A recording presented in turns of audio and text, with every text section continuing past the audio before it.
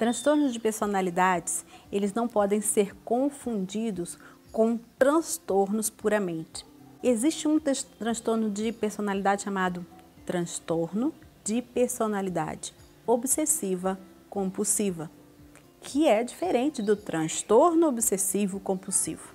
Transtorno obsessivo compulsivo é a repetição de alguns hábitos e que ele entende, o paciente, que tem alguma coisa de errado. Já o transtorno de personalidade, não. Ele acredita simplesmente que ele está fazendo o seu melhor. Sabe aquela frase interessante de que, mesmo que você não faça perfeito, faça? Não existe nesse paciente que tem esse transtorno.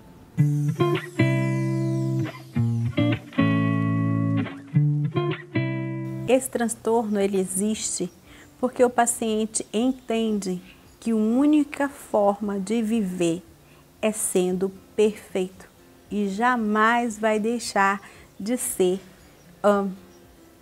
qualquer coisa menos perfeita, porque a cobrança que ele tem com ele é tão alta e, por conseguinte, as pessoas que vivem em torno dele, que ele prefere ele mesmo fazer.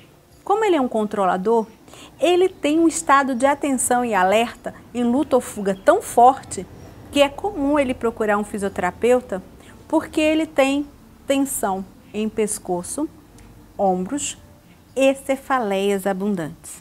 Ao chegar no atendimento, ele precisa saber tudo o que vai acontecer.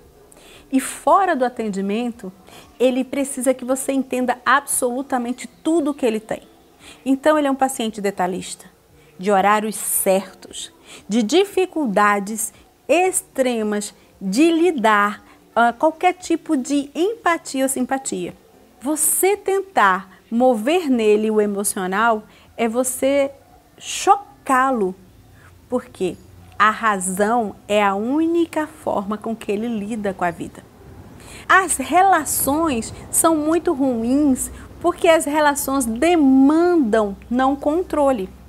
Entenda, como é que eu posso controlar se eu vou me entregar a alguma coisa que é bem mais sutil, que é chamada emoção? Então, mesmo que ele queira esse tipo de relação, ele não vai ter. E o paciente, ele vai te dizer isso. Uma sensação muito comum é ele chegar até você com essa atenção e quando você começa a falar alguma coisa do atendimento, ele vai querer saber pormenorizado e vai fugir do próprio atendimento. Porque, de novo, a atenção é que faz com que ele entenda as coisas. Um paciente que não consegue, às vezes, realizar muitas atividades porque ele procrastina, porque ele acha que nunca está perfeito. Então, ele vai fazendo e desfazendo e refazendo e refazendo. E quando você chega com ele com alguma atividade em que ele não consegue conceber o motivo, ele vai te questionar.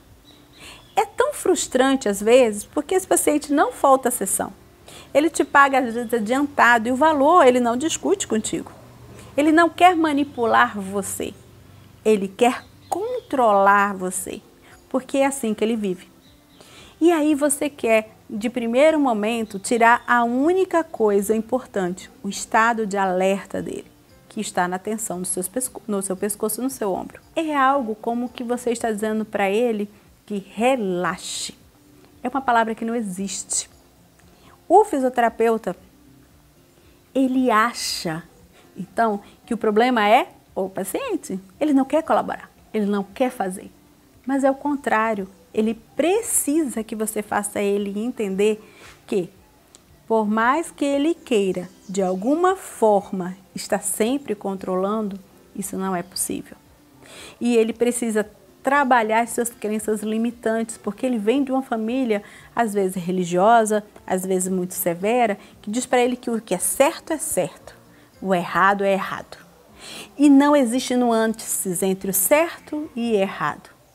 E ele precisa fazer o certíssimo, porque ele nunca agradou, quando ele só faz o meio certo. Então, quando você coloca ele em um pilates, em uma aula de alongamento, em alguma coisa em que ele precise de alguma forma relaxar, a visão dele é: se eu relaxar, o mundo cai. Entende que não é a terapia que está errada, é o seu enfoque, É a forma com que você vai chegar a esse paciente que começa sendo pelo pé esquerdo. Quer uma dica? Primeiro, você vai usar a razão. Segundo, você vai ser o profissional, o famoso profissional doutor, o de jaleco mesmo. E em terceiro lugar, você vai responder uma a uma os questionamentos dele, mas você vai dar tempo e regra. Você tem 10 minutos para me falar tudo que você tem, porque a gente precisa trabalhar. Você vai respirar dessa forma por causa disso, daquilo outro. E isto vai gerar nele uma sensação de que existe uma racionalidade no atendimento. É preciso que o fisioterapeuta entenda que o ser humano não é só músculos e tendões. Ele tem problemas também de ordens que foram surgindo por antepassados e por família. E isto é muito mais importante e é a consequência dessas situações é que está gerando, em algum momento, algumas tensões musculares. O fortalecimento, o relaxamento e o alongamento desses músculos vai depender de como você vai enfocar estas crenças limitantes que ele tem. Então, entenda que ele não está te agredindo, ele está se protegendo. E mais, a empatia maternal não é um bom caminho para você lidar. Você quer saber mais? Pergunta, comenta, me diz, eu vou ter o maior prazer de responder.